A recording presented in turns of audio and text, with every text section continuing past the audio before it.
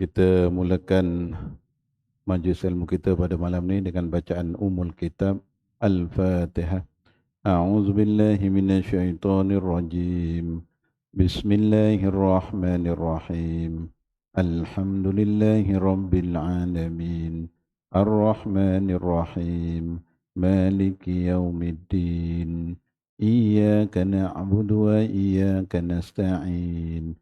Ihdinas siratal mustaqim. صراط الذين أنعمت عليهم غير المغضوب عليهم ولا الضالين آمين. الحمد لله رب العالمين وبه نستعين والعاقبة للمتقين ولا عدوان إلا على الظالمين. أشهد أن لا إله إلا الله وحده لا شريك له وأشهد أن محمدا عبده ورسوله. اللهم صل على سيدنا محمد وعلى آله وصحبه أجمعين. سبحانك لا علم لنا إلا ما علمتنا إنك أنت العليم الحكيم.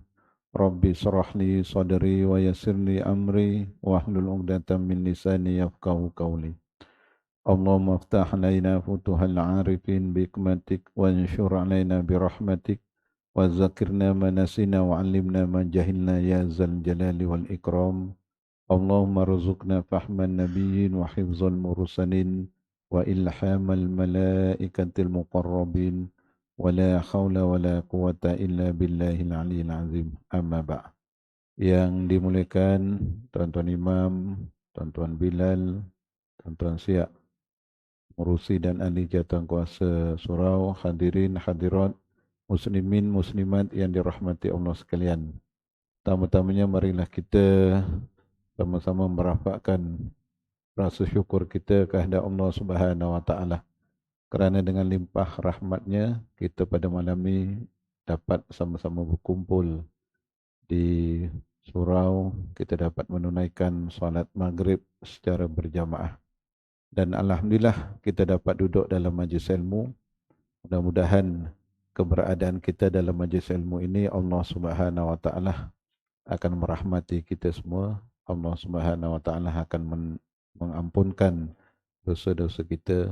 Allah Subhanahu wa taala akan memberikan ketenangan dan juga memberikan kebahagiaan hidup dunia dan juga hidup di akhirat. Baik, tuan-tuan sidang jamaah yang dirahmati Allah sekalian. InsyaAllah pada malam ini kita akan menyambung tuan-tuan kuliah berkenaan dengan ilmu miras, ilmu berkaitan dengan pusaka.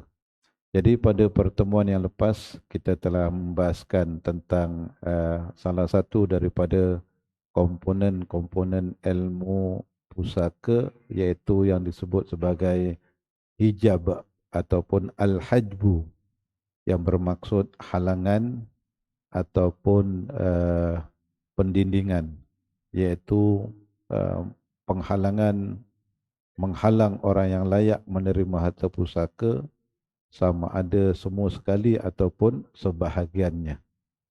Maksudnya tuan-tuan, secara umumnya lah waris kepada si mati ni tuan-tuan yang layak, yang terkeluar dari, maksudnya yang betul-betul akan dapat ni tuan-tuan hanya 6 orang saja. Yang pertama ibu, yang kedua ayah, yang ketiga suami, yang keempat isteri, yang kelima anak lelaki dan yang keenam anak perempuan. Ini waris yang utama lah, waris yang utama. Jadi kalau yang utama ni ada, maksudnya yang utama ni tak wujud tuan-tuan, barulah dia akan pergi kepada yang seterusnya lah.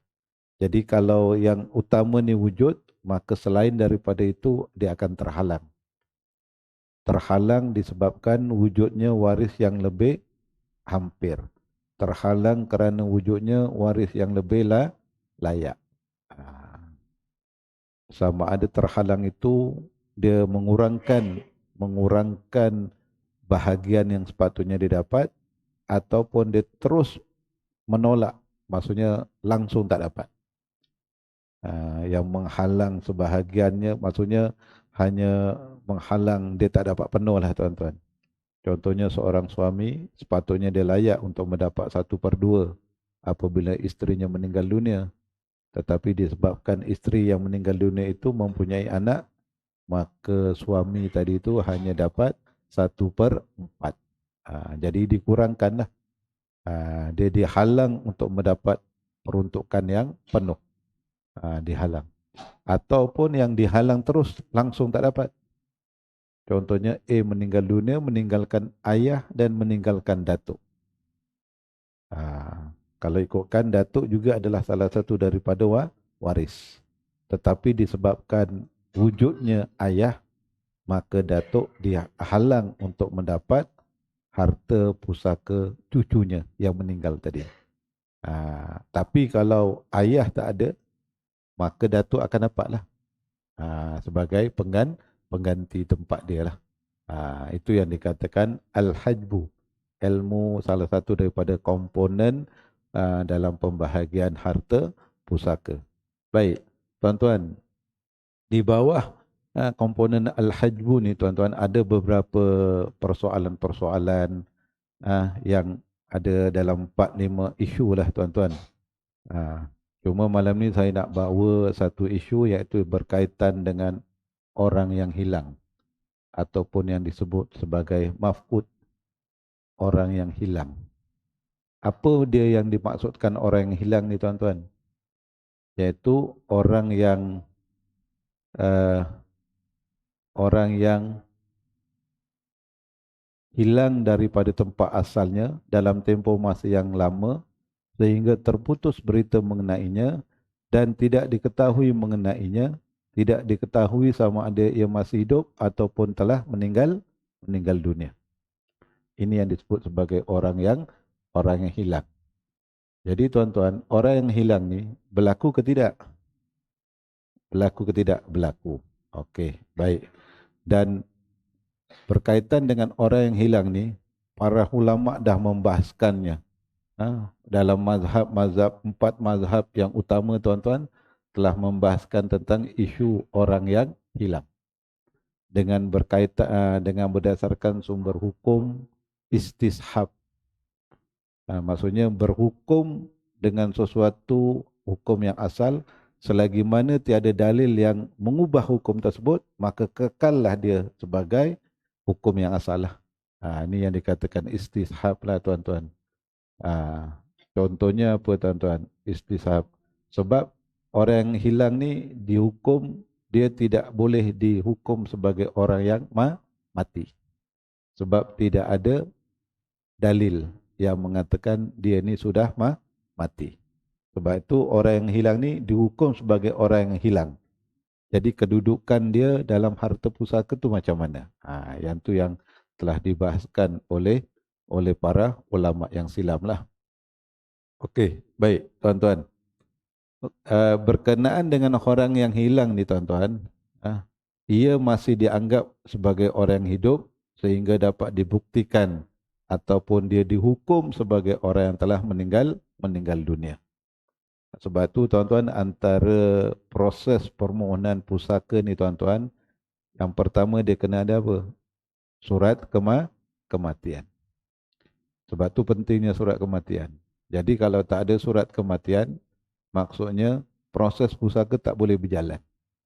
Sebab tidak ada bukti yang menunjukkan orang itu meninggal dunia. Jadi samalah isunya dengan orang yang hilang. Baik. Tempoh orang yang hilang ni tuan-tuan, yang boleh dihukum sebagai, boleh orang yang hilang ni dihukum, orang ni boleh dianggap sebagai mati ni tuan-tuan, para ulama telah berselisih lah. Contohnya dalam mazhab Syafi'i, tempoh mafqud, orang yang hilang ni boleh dihukum dia ni sebagai orang yang sudah mati bila dia yang hilang ni berusia 90 tahun. Ataupun kawan-kawannya dah mati semua. Yang sebaya dengan dia. Dah mati, barulah dia boleh dihukum orang yang hilang tu dianggap orang yang sudah meninggal dunia. Itu pandangan dalam mazhab Syafi'i. Manakala dalam mazhab Hanafi juga menyebut orang yang hilang ni boleh dihukumkan dengan hukuman orang yang sudah meninggal dunia, yang mana umur yang sebaya dengannya di kampungnya ataupun rakan-rakan sebayanya semuanya dah mati. Dalam usia yang lebih kurang dalam 90 tahun jugalah. Dalam mazhab Hanafi dia hampir sama dengan pandangan mazhab Syafi'i lah. Manakala dalam mazhab Maliki tuan-tuan, dia menghukum orang yang sudah mati, orang yang hilang itu dia anggap mati ketika mana umur dia sudah mencapai usia 70 tahun. Manakala dalam mazhab Hanafi cukup sekadar orang yang hilang itu dah lebih 4 tahun. 4 tahun boleh dihukum dia sebagai orang yang sudah meninggal dunia. Dan hari ini pula kalau kita melihat kepada apa yang berlaku di Malaysia lah tuan-tuan, orang yang orang yang hilang ni ataupun mafqud dihukum sebagai orang yang mati sehingga tempoh masa 7 tahun dia hilang. 7 tahun dia hilang, selepas 7 tahun tu barulah boleh mohon pengisytiharan orang yang hilang itu dianggap orang itu sudah meninggal dunia. Itu berdasarkan kepada Seksyen 108 Akta Keterangan 1950. Itu di bawah Akta Keterangan lah. Contoh orang yang hilang sebagai contoh lah tuan-tuan dalam kes apa? MH370. Sampai hari ini tuan-tuan dia dianggap sebagai orang yang hilang. Tapi rasanya dah 7 tahun dah. 7 tahun. Jadi selepas 7 tahun ni siapa yang perlu mohon sama ada waris kepada orang yang hilang ataupun pihak pemerintah lah. Maksudnya dia kena mohon di mana? Mohon di mahkamah. Supaya mahkamah membuat pengisytiharan. Pengisytiharan itu, perintah itu disebut sebagai anggapan kematian. Jadi perintah itu tuan-tuan sebagai satu dokumen sijil kematian. Apabila tak ada sijil kematian, maksudnya melalui perintah, maka orang itu bolehlah dianggap sudah meninggal dunia. Maka proses seterusnya barulah boleh berjalan. Tapi kalau di bawah enactment undang-undang keluarga Islam, dia ada juga orang yang hilang ini dianggap orang yang hilang ni tuan-tuan, tempoh masa dianggap hilang ni 4 tahun. Itu di bawah enactment undang-undang keluarga Islam. Tapi dia bukan dalam kes kematian lah. Maksudnya dia gini, di dalam mahkamah syariah tuan-tuan, kalau ini dalam kes munakahat. Contoh seorang isteri ditinggalkan oleh suaminya lebih 4 tahun tanpa khabar berita. Tak tahu di mana suaminya ni menghilangkan diri. Jadi si isteri ni nak minta apa tuan-tuan? Isteri boleh minta apa? Boleh minta fasah dekat mahkamah. Dah. Jadi lebih 4 tahun dia boleh minta fasah dengan alasan dia sudah tidak diketahui tempatnya. Dan biasanya mahkamah dia akan keluarkan iklan lah. Dia akan keluarkan iklan kecil tuan-tuan, ditampal di mana? Sama ada ditampal di papan notis pejabat agama dan sebagainya lah. Siapa-siapa yang mengenali sipulan-sipulan ni tolong maklumkan dan sebagainya lah. Jadi apabila tempoh pengiklanan tu tersebut contoh berapa hari, prosedur lah tuan-tuan. Kalau dah selesai, tak ada khabar berita, tak ada jawapan, maka mahkamah boleh menjatuhkan hukum, iaitu orang yang hilang tadi, suami hilang tu dianggap dah tak wujud, barulah boleh jatuh hukum fasah. Itu atas kuasa mahkamah. Jadi berbalik kepada mafqud, orang yang hilang ni tuan-tuan, selagi mana dia hilang belum lagi dianggap sebagai orang yang mati, maka hartanya masih kekal sebagai harta dia lah. Tidak boleh dianggap sebagai harta miliknya itu sebagai harta pusaka. Tak boleh. Terbiar gitu je lah tuan-tuan. Jadi selepas ada perintah anggapan kematian itulah, barulah boleh dimulakan proses pusaka. Baik. Isunya macam mana? Andai kata orang yang hilang ni dia bujang. Ayahnya hidup lagi. Waktu dalam tempoh dia hilang ni, si ayahnya meninggal dunia. Jadi bahagian dia dapat ke tak tuan-tuan? Dapat. Bahagiannya tetap dapat. Kalau dia sebagai anak lelaki contohnya, dia masih lagi tetap dapat bahagian dia. Perintah boleh jatuh kepada orang yang hilang tadi. Walaupun maksudnya dokumen itu perlu dikemukakan lah. Tak ada masalah.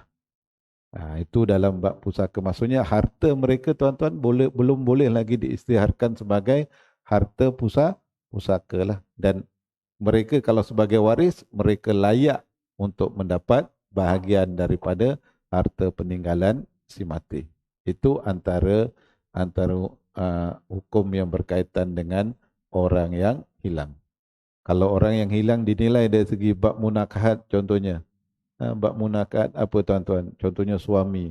Yang hilang tu suami. Jadi istrinya tu boleh dianggap sebagai balu ke tidak? Belum boleh lagi. Dan dia pun tak boleh nak nikah lain.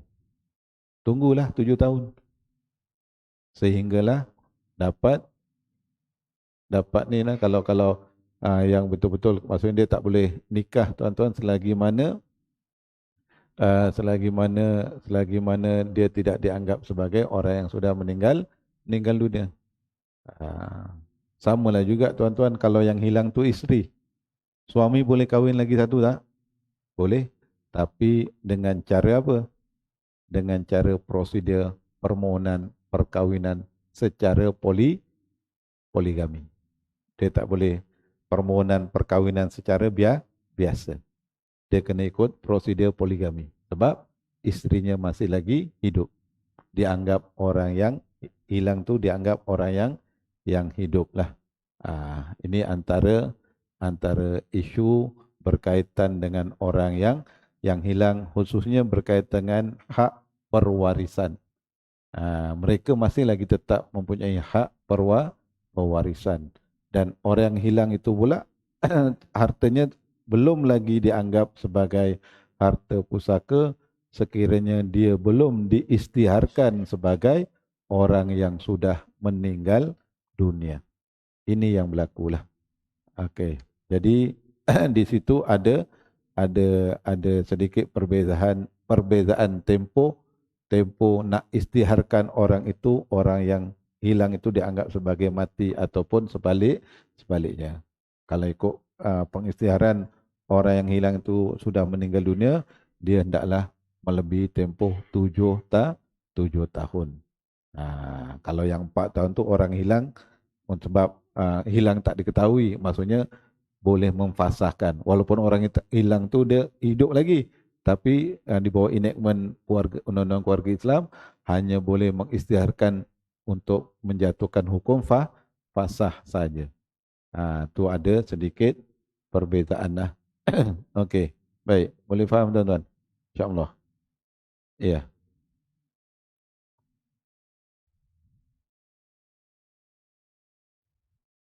Okey. Okey, orang yang hilang tu siapa? Contohnya dia seorang suami. Okey.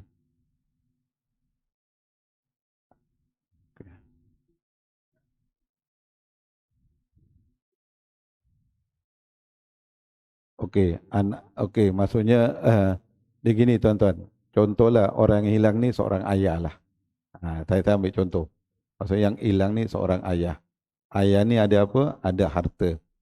Dan hartanya tiap bulan mendatangkan hasil. Jadi harta tu nak jatuh ke mana? Pertama, yang penting apa dia? Isteri dia lah. nafkah untuk isteri itu. Yang kedua pergi kepada siapa? Pergi kepada anak. Maksudnya hasilnya itu tanggungjawab, sebab memberi nafkah kepada isteri tanggungjawab siapa? Suami. Memberi nafkah kepada anak-anak tanggungjawab siapa? Tanggungjawab ayah.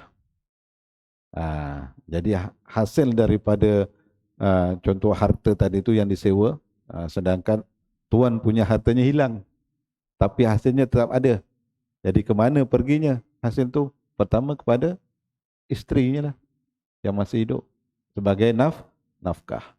Yang kedua kepada anak, tanggungjawab dia. Itu. Yang hilang tu anak. Okey, yang hilang tu anak. Jadi yang hilang tu anak. Tengok anak ini adakah layak untuk diberi nafkah ataupun tidak. Kalau anak tu anak yang kecil yang layak untuk diberi nafkah. Sebab anak, contoh tuan-tuan, kita ada anak. Anak tu dah dewasa, dah bekerja. Kita ni masih lagi bertanggungjawab ke tidak memberi nafkah kepada anak kita tu? Saya tanya, adakah kita masih lagi bertanggungjawab memberi nafkah kepada anak kita tadi tu yang sudah dewasa, dah bekerja, malah anak itu pun dah kadang-kadang dah ada keluarga sendiri. Belum, tidak ada lagi tanggungjawab. Kalau contoh yang anak tu masih lagi di bawah tanggungan, perlu nafkah daripada seorang ayah, maka contoh anak tu yang hilang, maka bahagian tu diasingkanlah. Diasingkanlah bahagian dia. Boleh?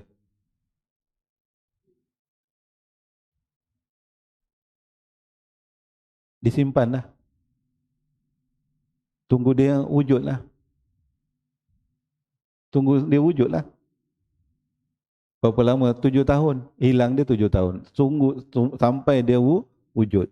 Kalau dia tak wujud, maksudnya dia dianggap sebagai orang yang sudah meninggal dunia. Apabila dah ada pengisytiharan dia sebagai orang yang mati, maka duit yang terkumpul tu dianggap sebagai apa? Harta pusaka. Harta pusaka orang yang asalnya hilang dah jadi mati. Boleh tak?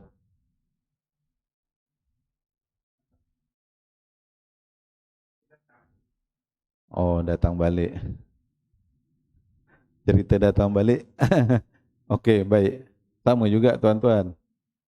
Orang yang sudah hilang dah dianggap mati. Okey. Contoh seorang yang hilang tu apa? Suami. Yang hilang tu suami, dianggap mati dah. Dah lebih 7 tahun. Jadi, lepas 7 tahun dah buat pengisytiharan, balu tadi tu boleh kahwin lain tak? Boleh.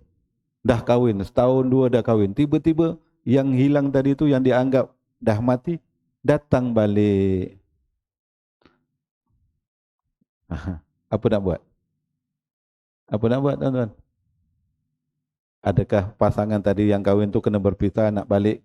Tak ada. Hukum kekal. Jadi yang tu dah dianggap kekal lah, maksudnya dah melepas lah, habis lah. Dia boleh minta pasal, tak boleh dah. Tak boleh dah. Maksudnya kekal lah. Maksudnya kekal apa?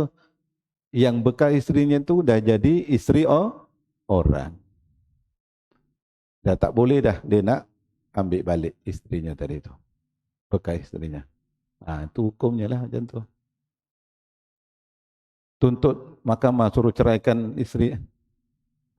Okey, tuntut bahagian harta. Sekarang ni tuan-tuan, benda tu contoh, dia dah hilang. Dia dah hilang. Tuntut harta macam mana maksudnya ni? Okey. Okey. Okey, dan harta tu dah hilang, dia jadi pusaka. Jadi pusaka tu dia diagihkan pada waris. Dah diagihkan pada waris. Okey, baik. Apabila dia diagihkan pada waris, dia menjadi milik siapa? Milik waris. Dan 3-4 tahun akan datang dia muncul balik. Boleh tak dia tuntut semula? Tak boleh dah. Tak boleh. Tak boleh dah. Tak ada peruntukan tuntut balik sebab yang tadi tu dah muktamad hukumnya. Berlaku ke tuan-tuan? Tu dekat cerita drama TV tu. Tapi kemungkinan berlaku boleh jadi ke tak? Oh, boleh. Tapi hukumnya kekal sedia ada. Dia tak boleh nak ubah balik, rombak balik, itu tak boleh dah. Hukum tu berkekalan. Okay. Sebab dah diberi tempoh, dah ada tempoh masa. Sebab tu kalau dalam pandangan pada mazhab Syafi'i tadi tu, nak mengisytiharkan orang hilang ni bukannya hari ni hilang, sebulan lepas tu boleh minta pengisytiharan orang hilang tu mati, tak. Ada tempoh masa. Kalau di negara kita tempoh masanya 7 tahun. Maksudnya 7 tahun tu tempoh masa yang lama lah tuan-tuan. Okay. Kalau ikut mazhab Syafi'i, umurnya nak diisytiharkan dia ni sebagai orang hilang, umurnya orang hilang tu berumur 90 tahun. Kalau dia hilang umur 50 tahun, tunggu 5, 9, tunggu 40 tahun lagi. Baru boleh diisytiharkan. Ataupun kawan-kawan yang sebaya dengannya sekampung dah mati semua, baru boleh diisytiharkan. Itu ikut mazhab lah tuan-tuan. Tapi di Malaysia, kita mengikut di bawah akta keterangan kita ambil 7 tahun. Itu di Malaysia lah. Sebab kalau ikut mazhab Hambali pun 4 tahun je. Tapi Malaysia ambil 7 tahun. Lepas 7 tahun, barulah boleh mohon untuk diisytiharkan orang yang hilang itu sebagai orang yang sudah mati. Kalau dah ada perintah tu tuan-tuan, tak masalah. Maksudnya kalau dia muncul balik, dia sebagai orang baru. Kemunculan semula. Orang barulah tuan-tuan. Dia balik pada hukum yang dia sebagai orang barulah. Dia dah tak ada apa-apa lah. Contohlah. Maksudnya dia tak boleh nak ambil balik harta-hartanya tadi tu yang dah difaraidkan, yang sudah dibahagi-bahagikan mengikut hukum. Dia tak boleh ambil balik lah. Okay. Boleh tuan-tuan? InsyaAllah. Jadi itu antara persoalan. InsyaAllah. Ada soalan lagi tuan-tuan? Boleh faham? Okey. Jadi itu berkaitan dengan orang yang hilang. Jadi sebelum saya nak masuk yang lain tuan-tuan, sebab ada beberapa pertanyaan sebenarnya, termasuklah ada satu jamaah daripada karya kita ni masih lagi confused berkenaan dengan harta-harta yang dianggap sebagai harta pusaka. Harta itu dianggap sebagai harta pusaka. Adakah ini harta pusaka? Adakah ini bukan harta pusaka? Sebab banyak isu tuan-tuan. Terutama contoh, Ustaz, mak saya mati, meninggal dunia. Tapi dia meninggalkan, dia ada pesan, dia meninggalkan gelang emas, rantai dan sebagainya. Adakah barangan tersebut itu dianggap sebagai harta pusaka? Walaupun dia dah pesan, dia berpesan kepada anaknya, kata harta gelang emas, kalung semua ni diberikan kepada anak perempuan. Itu pesanan. Kalau pesanan, itu dianggap sebagai apa tuan-tuan? Dianggap sebagai wasiat. Dalam Islam, la wasiyatul lil waris. La wasiyatul lil waris. Tidak ada wasiat ke atas waris. Illa, kecuali. Kecuali itu kemudianlah. Maksudnya asasnya tiada. Tidak boleh. Jadi pesanan tersebut, betul lah. Jadi yang menjadi masalah, yang menuntut siapa biasanya? Anak lelaki. Sebab anak lelaki yang rajin dengan kuliah.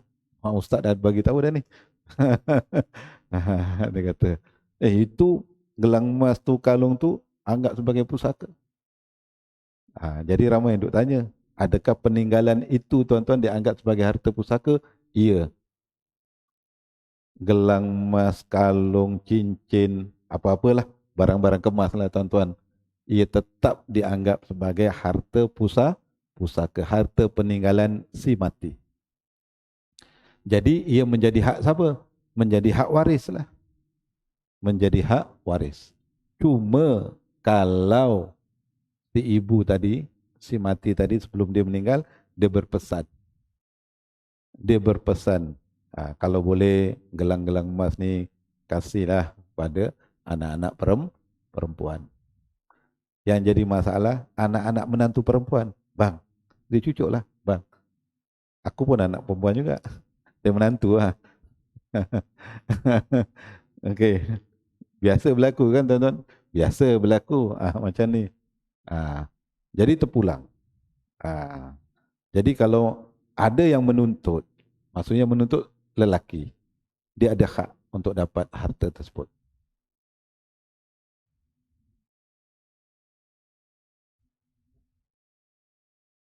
Okey, betul. Okey,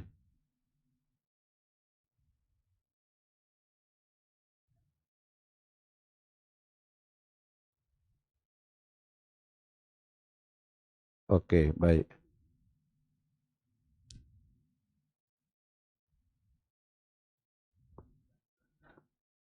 Okey, baik. Si ibu ni ada hak tak menghalalkan semua? Tidak ada hak. Tidak ada hak. Sebab tadi itu maksudnya yang hutang si anak tu tetap kena bayar. Bayar balik. Bayar balik. Walaupun ayahnya dah meninggal, kena tetap bayar. Dan bayaran hutang itu dianggap sebagai harta peninggalan si mati. Dan seorang ibu kata, ala kira halal lah tu. Tak boleh. Dengan syarat, dia kata tak boleh. Tetapi andai kata waris-waris yang lain kata tak apa. Tak apalah dihalalkan. Yang tu okey. Tapi kalau ada sebahagian kata tak, yang tu tetap hutang. Yang tu tetap sebagai harta pusaka. Memang itu tak harta pusaka. Sebab itu, sebab harta peninggalan si mati yang dianggap sebagai pusaka ni tuan-tuan, bukan setakat harta yang dimiliki, harta yang ditinggalkan dalam bentuk hutang, dalam bentuk sewaan. Maksudnya hutang, orang berhutang kepada si mati. Jadi apabila orang itu membayar kepada si mati itu selepas dia meninggal dunia, dia tetap juga dianggap sebagai harta pusaka lah. Jadi yang ni kena fahamlah. Jadi itu tetap menjadi harta pusaka. Dan seorang ibu, dia tak kata kita buat halal aja. Tak boleh. Saya baru dapat satu permasalahan tuan-tuan. Dia dapat peninggalan harta daripada suaminya. Lebih kurang tak banyak lah. Lebih kurang dalam 500,000 lah. Okay. Dan dia kata kebetulan pesanan daripada suaminya, ni esok bagi-bagilah. Bagi-bagi dengan anak-anak semua kan. Jadi si ibu ni pula, dia mandai-mandai. Bukan kita tak salahkan lah, mungkin dia tak maklum, dia tak faham atau sebagainya. Dia kata, saya nak bagikan ini ibu punya bahagian, dia nak beri anaknya seorang 50,000, anaknya dia nak kasih 50,000, 50,000, 50,000, lebih kurang ada 6 orang, bakinya ibu dapat. Boleh ke tak? Asasnya tak boleh. Asal hukum tak boleh. Tapi kalau anak semua tu setuju, boleh tak? Boleh. Itu je. Contoh, dalam 6 orang anak tadi, 6 orang anak tadi, 4 setuju. 2 tak setuju. 2 tak setuju. Jadi yang tak setuju tu, dia jatuh hukum kepada hukum faraid. Biasa yang tak setuju siapa tuan-tuan? Laki ya. Sebab laki dapat 2 bahagian. Dia dapat besarlah bahagiannya. Itu ya. Yang ni dah bincang, dah diterangkan pada ibunya dan diterangkan pada anak-anak dan akhirnya anak-anak pun setuju. Setuju apa? Serahkan semua pada emaknya. Itu ya. Serahkan semua pada emak dia. Dah diserahkan, lepas tu emaknya nak berikan anak-anak berapa terpulang. Tapi maksudnya apa tuan-tuan? Dah ada ijab dan qabul, dia setuju untuk menyerahkan semua bahagian anak-anak tu kepada ibu. Lepas tu ibu nak kasih anak-anak tu dah terpulang lah, sebab itu dah bukan harta pusaka dah. Maksudnya dah harta ibu, bukan harta peninggalan si mati dah. Faham? Yang tu, dia punya tu, dia punya perjalanan beza tuan-tuan. Maksudnya pertama perlu dapatkan persetujuan dulu daripada semua pihak lah, terutamanya waris. Sebab ibu dapat apa? Ibu dapat 1/3. 8. Anak-anak yang 6 orang tu dapat 7/8. 7/8 tu dibahagi dengan 6, 6, 2, 4, 4 campur 6 lebih ada dia 6 orang, 6, ada 8 bahagian. Dipecahkan dah lebih kurang dia punya bahagian dia.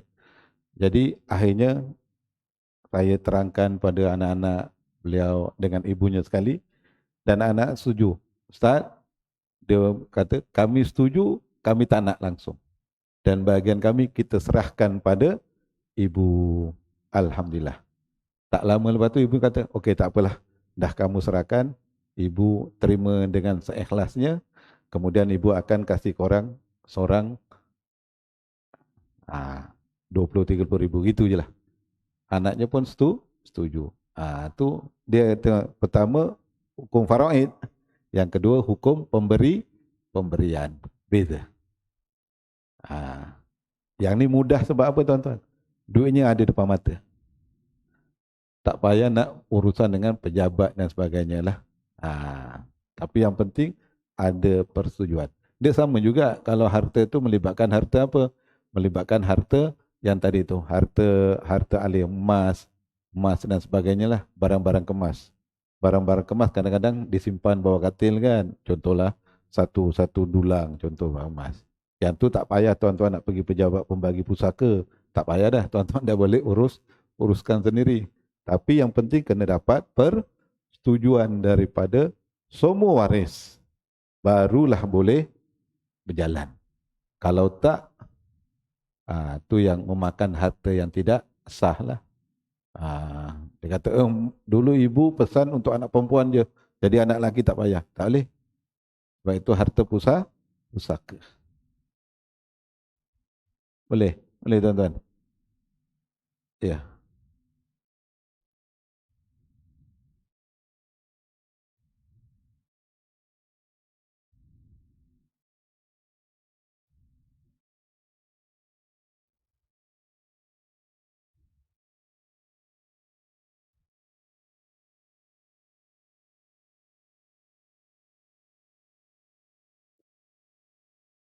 Okey, baik. Sekarang ni yang orang tu dah meninggal dunia lah. Belum lagi. Bapak dah meninggal.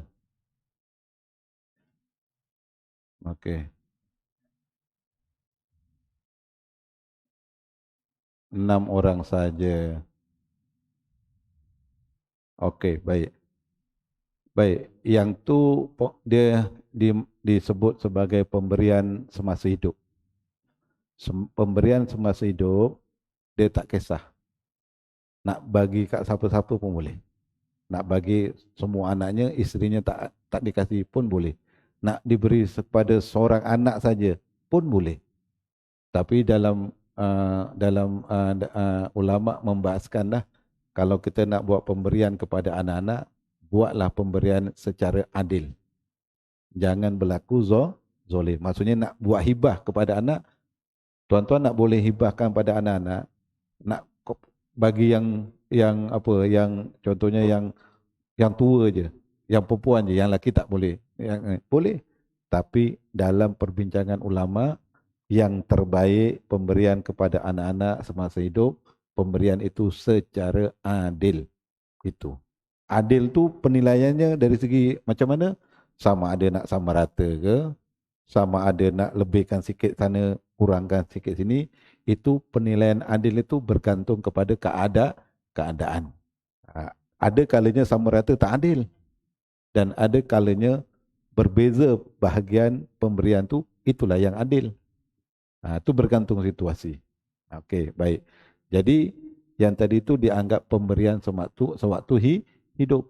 Jadi apabila yang memberi tadi itu sudah meninggal dunia, jadi pemberian itu bukan tanah yang sudah buat pemberian, dia tidak lagi dianggap sebagai harta pusaka.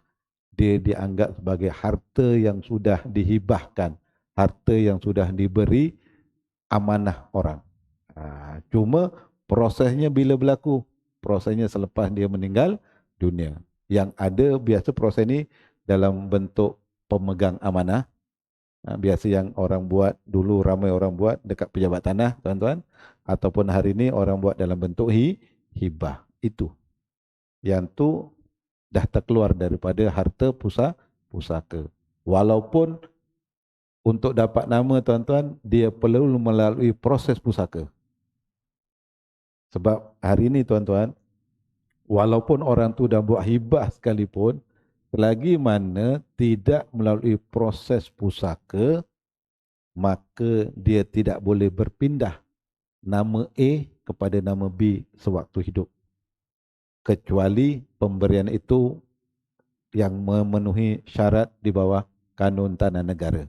Contohnya apa? Saya ada satu tanah 1 ekar, saya hibahkan kepada anak saya seorang sahaja. Yang tu waktu hidup dah boleh terus tukar nama. Dah buat hibah, bawa ke pejabat tanah, buat pindah milik. Kelebihannya apa? Kelebihannya dapat pengurangan lembaga hasil dalam negeri. Cukainya kuranglah. Sebab dia pemindahan sewaktu hidup. Dia pindah milik waktu hidup, tuan-tuan, kena cukai lembaga hasil. Tapi kalau pindah milik selepas kematian dianggap sebagai pusaka, lembaga hasil tak kacau. Tak ada cukai yang dikenakan diambil oleh LHDN. Lembaga ni dia tak datang ambil. Itu bezanya. Beza antara pusaka dengan pemindahan secara waktu hidup. Itu bezalah. Jadi yang tadi itu, yang apa yang ditanya, apa yang berlaku tu tak ada masalah. Maksudnya dia hanya akan dianggap sebagai pemberian. Dia bukan lagi dianggap sebagai harta pusaka. Jadi prosesnya mengikut apa yang sudah dinyatakan dalam dokumen tadi itulah. Dan perintah akan keluar berdasarkan kepada dokumen tadi. Yang si ibu tadi itu 1/8 tak ada lah. Dia akan dapat bahagian yang lain lah. Okay. Boleh tuan-tuan, kebelit-belit, kepusing-pusing. Macam itulah dia prosesnya. Memang pusing. Okey. Baik. Ada lagi tuan-tuan soalan? InsyaAllah. Ada lagi? Okey. Satu lagi, kalau KWSP tuan-tuan dah maklumlah kan? InsyaAllah KWSP itu adalah sebahagian dari itu termasuk harta pusaka. Cuma di KWSP ada apa? Ada penama. Penama itu hanya sebagai pemegang amanah sahaja. Jangan kita dapat, kita dinamakan sebagai harta si mati. Lepas tu kita ambil kita punya semua. Sebab ni aku punya, aku ambil semua. Bukan. Kita yang diberi tanggungjawab untuk mengagihkan harta tersebut yang daripada duit KWSP kepada waris-waris yang sepatutnya. Dia yang terkeluar daripada pusaka, tuan-tuan, selain daripada, yang terkeluar daripada pusaka, apa dia? Kalau orang yang kerja kerajaan, apa dia? Pencen terbitan. Pencen terbitan. Kalau orang kerja government lah, tuan-tuan. Pencen terbitan, pencen terbitan, apa lagi ganjaran, itu semua terkeluar. Sebab pencen terbitan kan, dia apabila mati, dia dah tentukan ini kepada siapa kan. Yang tu bukan pusaka, itu dah ditentukan. Dan satu lagi, kalau hari ini tuan-tuan, hibah lah yang sudah diberikan di bawah pemberian dah ditulis.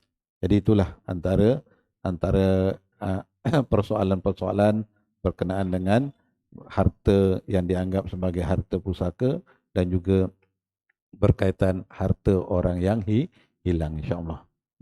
Okey, cukuplah. Okey, rasanya cukup sekadar itu, tuan-tuan. Mudah-mudahan apa yang dikongsikan ini dapat memberi sedikit manfaat kepada diri kita, walaupun benda ini mungkin belum lagi berlaku pada diri kita, tapi itulah sebahagian proses yang akan kita hadapi pada suatu masa akan datang, insyaAllah. Jadi kita tutup majlis kita dengan sama-sama kita membaca tasbih kafarah dan surah Al-Asr. Subhanakallahumma wa bihamdika asyhadu an la ilaha illa anta astaghfiruka wa atubu ilaik. Bismillahirrahmanirrahim. Wal 'asr innal insana lafi khusr illa alladhina amanu wa 'amilus solihati wa tawasaw bil haqq wa tawasaw bis sabr. Wabillahi taufiq wal hidayah. Assalamualaikum warahmatullahi wabarakatuh.